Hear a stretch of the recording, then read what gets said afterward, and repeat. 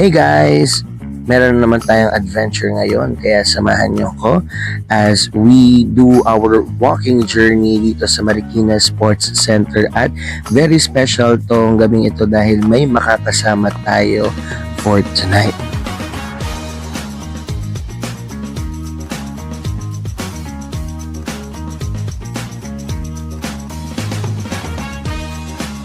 As I said, very special to kasi yung mga kasama natin ay dalawa sa mga naging close friends ko sa previous workplace na pinanggalingan natin, and nakakatuwa lang kasi kahit na matagal na rin kami nag-part ways ay tuloy-tuloy pa rin naman yung naging communications namin. So, samahan nyo kami at hopefully ay matapos namin ng maayos itong napag-isipan naming walking trip tonight.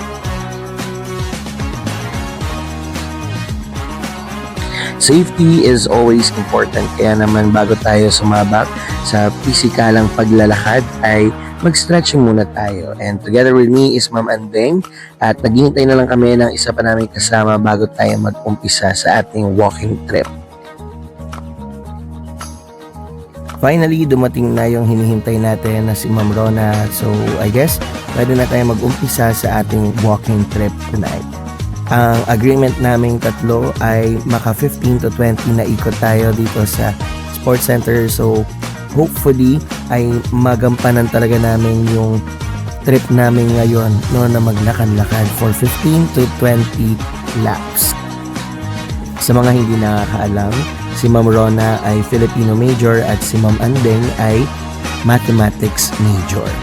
4 years na rin mula nung magkakatrabaho kami, pero hanggang ngayon ay na-maintain pa rin naman namin yung communications sa isa't isa. Nakatuwa lang kasi kahit hindi na kami magkakatrabaho ay nandun pa rin yung friendship na nabuo namin. Si Ma'am Rona ngayon ay stay-home mom para sa kanyang dalawang supling at si Ma'am Andeng naman ay senior high school teacher dito sa May Marikina at ako naman sa San Mateo. So, may mga kasama pa dapat kami dito pero unfortunately, hindi lang kinaya talaga ng schedule nila. But we've decided na ituloy pa rin kasi sayang naman dahil available naman kaming tatlo. So, samahan nyo kami at hopefully talaga matapos namin tong 15 to 20 kasi kilala ko rin tong mga kasama ko eh. So, tingnan natin kung matutuloy-tuloy namin itong paglalakad-lakad namin.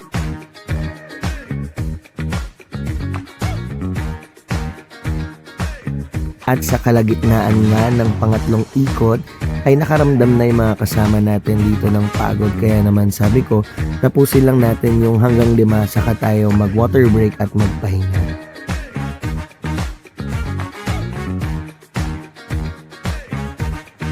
At eto na nga po, ang water break ay nauwi sa Chikahan. Matagal-tagal din po yan. Parang yung 3 ikot namin, mas matagal pa yung inusap namin at pinagpahinga. Kaya kailangan ituloy natin ulit yung paglalakad. Nakakatawa man kaming tingnan kanina doon. Pero tinry talaga namin na mag-walking, jogging, at running. Sinubukan po namin talaga yan lahat. Lalong-lalo na sa part ng jogging at running. Makikita nyo naman po dito, ayan, tinry talaga namin yan.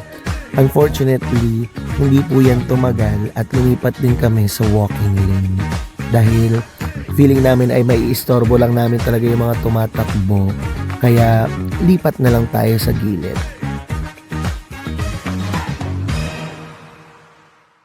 Unfortunately, hindi po namin natapos dyan yung napag-agrihan na 15 to 20 rounds ng walk.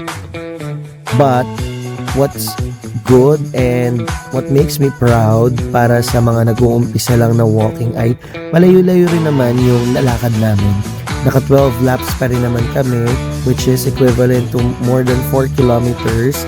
Kaya nag-decide kami na okay na rin yun. At least kahit papaano for almost 2 hours ay mahaba-haba na rin yung nalakad namin. Sa pangatlo at panglima lang naman kami pinaka-nagpahinga, but the rest ay tuloy-tuloy na rin naman yung lakad. So, it's a good start para sa aming tatlo, especially doon sa mga kasama ko na nag-uumpisa pa lang rin talaga sa walking journey nila. Ang hindi lang talaga good dito, eto nga, lumabas kami pero akala ko uuwi na. Naghanap pa ng kapihan. Ayan. So, makikita nyo kami dito.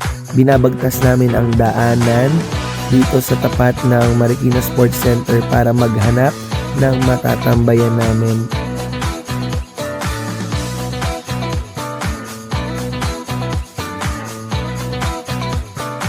At nakakatuwa lang talaga dahil napakarami lang pwedeng puntahan dito sa paligid ng sports center at napakarami ring tukso. Diyos ko, kahit nakakatapos mo lang maglakad-lakad, ang dami rin mga kainan dito. But good thing, hindi naman kami nadala dyan at dumiretso pa rin kami doon sa coffee shop malapit. So, ayun na.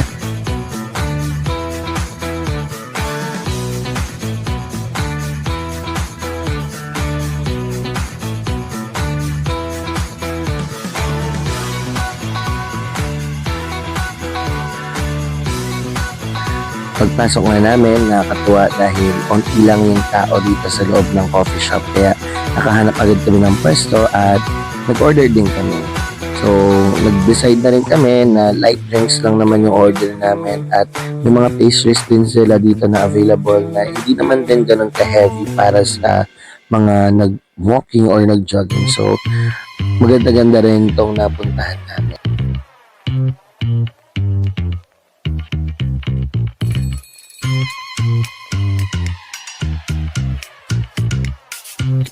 At dahil nga dyan, ay kailangan na rin natin magpaalam sa mga kasama natin dahil medyo late na rin yan natapos. So, sabi nga natin, ang bawat umpisa ay meron din katapusan. Pero hindi pa naman to yung last time na magkikita-kita kami. So, thank you Ma'am Rona and Ma'am Andeng. At sa bawat pagtatapos ay may umpisa nga na nagaganap kaya hindi ko alam kung bakit ako napunta sa sitwasyon na to at may mga nag-aya na naman po sa atin bago umuwi. Kaya welcome sa part 2 at kasama natin ngayon ang Ihaw Gang. Si Nestor, si Day at saka si Bobby. Yan, nag-umpisa lang naman kasi ito talaga sa mga aya namin sa Ihaw-Ihaw dito sa may silangan. Pero nakakatawa kasi nag-upgrade na rin yung Ihaw Gang at napunta na kami sa McDo. So baka magpalit na lang rin kami ng pangalan. Matagal-tagal din mula nung nakompleto kami. Parang last year pa ata yung kaming apat lang talaga yung nag-usap-usap. And lalo ngayong natapos yung Holy Week, marami-rami kaming baon na kwento para sa isa't isa. Si Day galing pa yan ng school dahil meron siyang midterms exam. Si Bobby naman ay nagtatapos ng module at si Nestor naman ay naghahanap ngayon ng kanyang trabaho. So, marami kami talagang mga napag-usapan dyan. And take note guys, mukha lang kami hindi seryoso pero serious mode naman yung mga pinag-uusapan namin dyan. And siguro, early celebration na rin namin to para kay Day kasi in a few months ay gagraduate na rin siya. Kaya para kay Day, congratulations and proud kami sa'yo. Proud talaga. Congrats.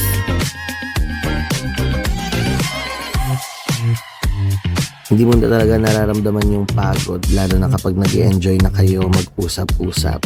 Pero inabot na po kami dyan ng madaling araw para lang sa mga baon naming kwento. Kaya nag-decide na rin kami na kailangan na namin umuwi talaga dahil yung katabi ko, ayan, hinahanap na po siya talaga ng pamilya niya. Kaya maraming salamat sa inyo dahil na-miss niyo ako.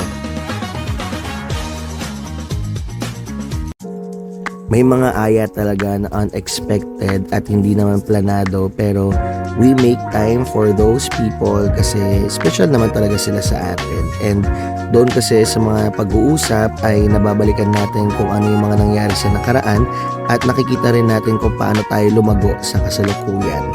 Hindi rin kasi talaga natin alam kung hanggang kailan lang tayo dito sa mundo kaya kapag may nag-aya sa inyo, make sure na mabigyan nyo rin sila ng oras at panahon. Maraming salamat